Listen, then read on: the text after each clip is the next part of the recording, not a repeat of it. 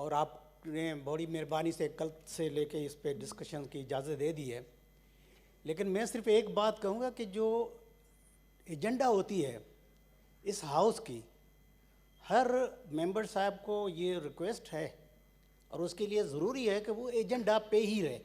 अगर दूसरी बातें हो जाती हैं तो फिर उनका वो भी टाइम भी ख़त्म हो जाता है और वो अपने जो मकसद की बात है वो भी नहीं कर सकता। सर, मैं बिल्कुल इसी पॉइंट पे कि जो आइलैंड्स का मसला है उसी पे ही बात करूँगा। और कल से यहाँ के हमारे बहुत मोअज़्ज़ज़ लॉ मिनिस्टर साहब ने जो बातें की थी, वो उन्होंने आइन और कानून की बातें की थी, तो मैं भी आइन से ही उनका जवाब देना चाहता हूँ। सर, उन्होंने पहली बात ये की थी कि प्रेसिडेंट को पावर है अकॉर्डिंग टू द कॉन्स्टिट्यूशन कि वो ऑर्डिनेंस निकाल सकते हैं। इससे हम इनकार नहीं करते, नहीं इसको हमको कॉन्टेस्ट करते हैं। लेकिन वो कौन से ऑर्डिनेंस निकल सकते हैं, वो सिर्फ हो जो बहुत कोई इमरजेंसी की बात हो, एक्स्ट्रा ऑर्डिनरी सर्कमस्टांसेस हो और वो इजलास बुलाना कोई जल्दी का वो कोई अंदेशा ना हो, उस वक़्त वो कर सकते हैं। और दूसरी बात, वो ऑर्डिनेंस सिर्फ उस आर्टिकल का या उस मफहूम का कर सकता है जिसको मजलिस शूरा को पावर है। जो मजलिस शूरा कोई कानून पास कर सकती है, लेकिन वो अगर वो सेशन में नहीं है तो फिर ऑर्डिनेंस निकल सकता है। ये तो प्रेसिडेंट को इजाज़त नहीं है कि जो फेडरल इसको कौमी असेंबली को या सेनेट को जो पावर नहीं है, जो प्रोविंशियल का लेजिस्लेटिव पावर है, उसके मुताबिक भी और उसके हवाले से भी प्रेसिडेंट साहब आर्डर निकाल सकते हैं। तो ये जो आर्डर निकाला है, मैं समझता हूँ पाकिस्तान के आइन के ख़िलाफ़ है, पाकिस्तान के उसूल, बुनियाद और असास के ख़िलाफ़ है। वो मैं इसलिए सर कहता हूँ कि बिस्मिल्लाहिर्रहमानिर्रहीम के बाद जो आर्टिकल नंबर 1 है पाकिस्तान के आइन का, उसमें जो अल्फाज हैं वो मैं आपको पढ़ के सुनाता हूँ कि उसमें लिखा है, the territories of Pakistan shall comprise the provinces of Balochistan, the Khyber Pakhtunkhwa, the Punjab and Sindh. Sir, ये प्रोविंसेस तो पाकिस्तान से पहले थे। पंजाब का प्रोविंस 19th सेंचुरी में 1880 से पहले था और केपी का प्रोविंस 1901 में था।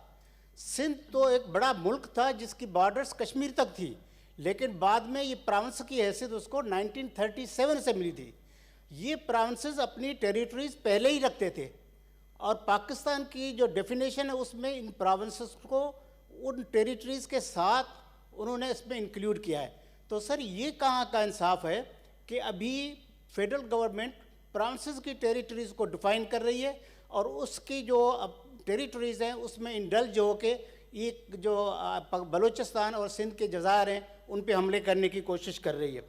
सर, उन्होंने एक बात ये कही थी कि आर्टिकल के जो शेड्यूल 4 के एंट्री 8 है, एंट्री 37 है, उसका उन्होंने जिक्र किया, लेकिन एंट्री 36 का जिक्र नहीं किया, जिसमें क्लियरली लिखा हुआ है कि beyond the territorial waters federal government का हुक्म भी चल सकता है, कानून भी चल सकता है, इंटरफेरेंस भी चल सकता है, लेकिन टेरिटोरियल वाटर्स में फेडरल गवर्नमेंट का कुछ नहीं आता।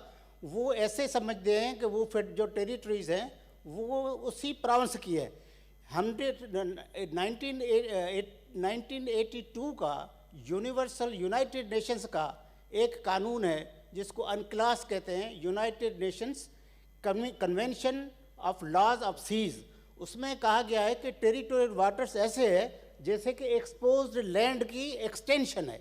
तो जो 12 नॉटिकल माइल्स, जो 22.2 माइल्स किलोमीटर्स बनते हैं, वहाँ फेडरल गवर्नमेंट न कानून पास कर सकती है न हमला कर सकती है। इसमें बहुत सारी और भी हैं शिकें कानून की, जिसमें वो खुद लिखा है कि अब हम इसको टेरिटोरियल वाटर्स के बियॉन्ड जो चीज़ें आती हैं उसमें वो काम कर सकते हैं। आर्टिकल 72 के 2 में है, the all lands, minerals and other things of value within the continental shelf of underlying the ocean beyond the territorial waters.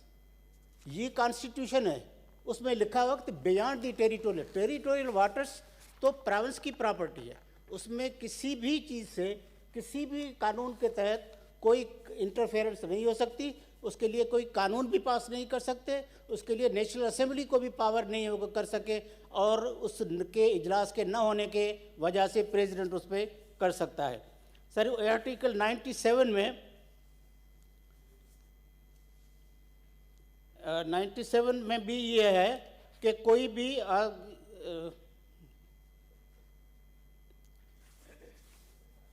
subject to the Constitution, the executive authority of the Federation shall extend to the matters with respect to which the Majlis-e-Shura has power to make laws, including exercise of rights, authority and jurisdiction, and in the relation to others, provided, इसका proviso नहीं पढ़ा गया sir, provided that the said authority shall not, save expressly provided in the law made by the Majlis of Parliament, shall not extend to any province to a matter with respect to which the Provincial Assembly has also power to make the laws.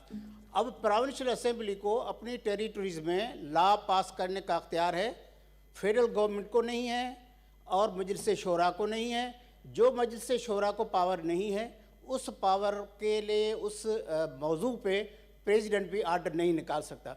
Sir मैं एक दो सवाल पूछना चाहता हूँ मेरे दोस्तों से कि आप इस पे कब्ज़ा कर रहे हैं कि सपोज़ कि आप कहते हैं कि ये जो है जज़ायर हैं उस पे हम फेडरल अथॉरिटी इस्तेमाल करते हैं, क्योंकि उस जो आर्डिनेंस निकाला उसमें प्रॉमिस का कोई जिक्र भी नहीं है। अब आपने एक तो मैं तो बड़े हैरान हूँ कि जो ये हैं आइलैंड्स हैं, इनके नाम भी इनको नहीं आते। इनका नाम है, एक का नाम है भंडार, एक का नाम है भड्डो, लेकिन इनको तो पता नहीं कहाँ से ये नाम मिले हैं कि वो ओरिजिनल नाम भी नहीं लेते। प्रॉपर्टी वो कहते हैं हमारी है, लेकिन अपनी प्रॉपर्टी का नाम भी उनको नहीं आता। सर अब अगर आप उसको फेडरेशन के लिए ले लेते हैं, मैं एक सवाल पूछता हूँ कि जब सिंध के टेरिटरीज के साथ साथ एक पॉपुलेशन आप बना रहे हैं, एक हाउसिंग स्कीम बना रहे हैं, उसके लोग वहाँ रहते हैं, अब बताइए कि उनको इंसाफ कहाँ से मिलेगा? क्योंकि हाई कोर्ट ऑफ सिंध की एक टेरिटरी है जहाँ पे इंसाफ मिल सकता है, जहाँ पे कुछ उसको जस्टिस मिल सकता है। अब उसको आपने अलग कर दिया, सिंध से अलग कर दिया, और आपकी जो कैपिटल की टेरिटरी है वो आपकी जो कोर्ट है यहाँ पे, वो तो उसकी भी जुरिस्डिक्शन ऑफ टेरिटरी आपने तो डिफाइन कर दी है। अब उन इंसानों को इंसाफ नहीं मिलेगा, क्योंकि न वो सिंध की टेरिटरी में है, न हाई कोर्ट ऑफ सिंध के टेरिटरी में है, न हाई कोर्ट ऑफ इस्लामाबाद की टेरिटरी है। वोटों का हक है, जो ये 192 के आर्टिकल 2 के खिलाफ, एक जस्टिस के खिलाफ, जो जस्टिस हर किसी आदमी की बेसिक रिक्वायरमेंट है और बेसिक फंडामेंटल राइट है, उससे आप इनकार कर रहे हैं। वो वोट कहाँ देंगे? अब सिंध असेंबली में वो वोट नहीं दे सकते, क्योंकि वो जज़ायर जो है वो फेडरल गवर्नमेंट का है, और यहाँ के फेडरल एरियाज़ जो है, फेडरल टेरिटरी, वो भी डिफाइंड है, यहाँ भी नहीं दे सकते, वहाँ भी नहीं दे सकते। तो आप इंसाफ का हक भी लेना चाहते हैं और आप वोटों का हक भी उनसे छीनना चाहते हैं। सर ये बातें बहुत ज़्यादा गंभीर हैं और एक्स्ट्रा कॉन्स्टिट्यूशनल है। ये कैसे हो सकता है? ये हमारा हाउस जो है, ये हाउस ऑफ फेडरेशन है, इसमें हम सब लोग जो यहाँ रहते हैं या जहाँ बैठे हैं, चाहे आइल के इस तरफ है चाहे आइल के उस तरफ है, हमारा राइट है, हमारा फ़र्ज़ है, हमारी ड्यूटी है कि हम फेडरेशन के जो हकूक़ हैं या फेडरेशन के जो अख्तियारात हैं उनको हम कायम व दायम रखें। अब ये आप जो एक्सटेंशन कर रहे हैं, आप फेडरेशन का हुलिया बिगाड़ रहे हैं कि ये प्रोविंसेस की प्रॉपर्टीज़, बलूचिस्तान के आइलैंड्स, सिंध के आइलैंड्स, ये आप फेडरेशन की प्रॉपर्टी में दे रहे हैं, तो आप तो फेडरेशन का हुलिया बिगाड़ रहे हैं। आप तो इनको छोटे प्रोविंसेस की जो हुकूक हैं उनको आप सलब कर रहे हैं, उनको आप निगल रहे हैं। ये मेरे ख्याल में हम सबका फ़र्ज़ बनता है कि हम इसकी मुखालफत करें, इसके ख़िलाफ़ खड़े हों कि हम यहाँ पे कसम लेके आए हैं कि हम फेडरेशन के लिए काम करेंगे, हम फेडरेशन का हुलिया बिगाड़ने नहीं देंगे, हम किसी के बेसिक राइट्स पे कोई कब्ज़ा करने नहीं देंगे, हम इंसाफ, वोट और प्रॉपर्टी को जितने भी हैं वो उसूल पे काम करेंगे। हम इस किस्म की कोई कभी भी इजाज़त नहीं दे सकते। सर ये इंटरनेशनल लॉज हैं कि जो टेरिटरीज़